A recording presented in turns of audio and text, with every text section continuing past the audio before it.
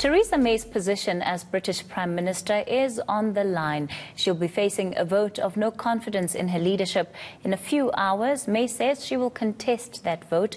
Let's take you live to London, where we're joined by eNCA's UK Correspondent Natalie Powell.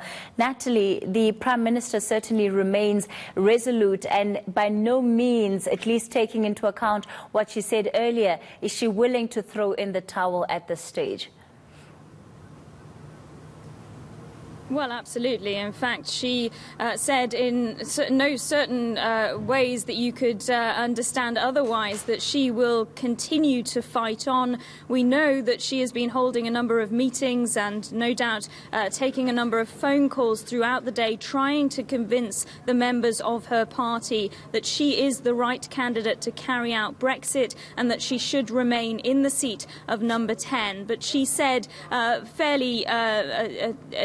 on the steps of number 10 that she will contest this with everything that she has got, and that is certainly what she's planning to do. Now, in about 2 hours' time, Kathy, we are expecting to hear a final plea from the Prime Minister where she will speak in front of the 1922 committee. This is the committee that brings about votes of no confidence after receiving 48 letters asking for a vote of no confidence against her. And this will be her final plea to MPs, to members of her party, to really try and save herself and keep herself in 10 Downing Street. Of course, those 48 letters would need more numbers in order to get to that important majority, Natalie. In terms of what's happening behind the scenes, are they likely to make those numbers in order to get her out?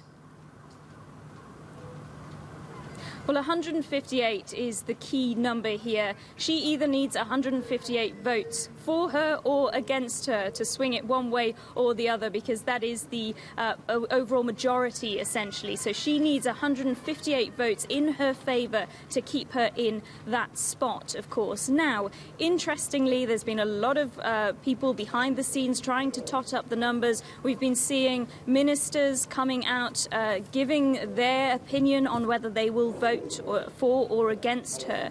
And from the research that has been done, it is assumed that potentially she may well win this one. Of course, the numbers vary depending on who has calculated them and who you speak to. But certainly for the ministers that have come out openly to vote in her favour and say that they will vote in her favour, it does seem, surprisingly to some, that she does have quite a lot of support in her own party.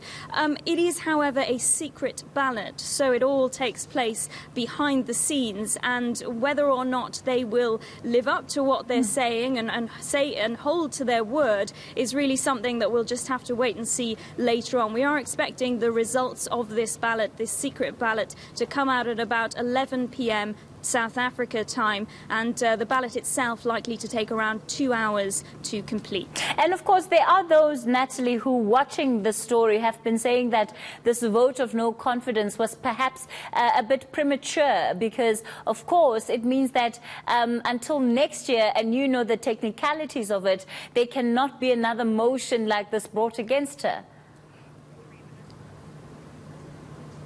That's absolutely right. And in fact, we've been hearing for weeks and weeks here in the UK this rumbling of a vote of no confidence.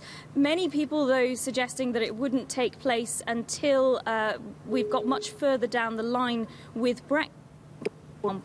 And in fact, just about 2 weeks ago, we were expecting a vote of no confidence to take place there.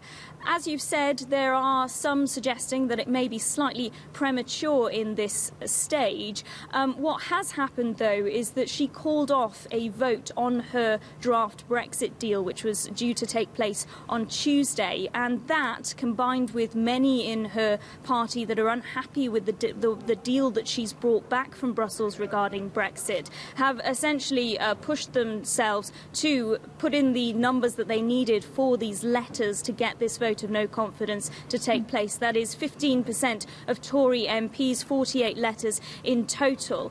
Of course, what could also happen, even if she wins this, is potentially the opposition party, the Labour Party, may also put in their own vote of no confidence against her. But for that to take place, they would also need the whole of Parliament to vote. So some 650 members of Parliament would need to vote in that. So she's not completely out of the woods yet, even if she does get through this. However, we've also heard from the Labour Party that they wouldn't be willing to do that until a bit further down the line. The big concern about all of this, and this is the real thing that may well sway many MPs when they vote later on today, of course, is the fact that any change in leadership at this stage could well mean a delay to Brexit because, of course, a new leader would have to come in and renegotiate certain terms on Brexit with the European Union officials. And a lot of people are saying there simply isn't the appetite here in the UK for any further delays to Brexit.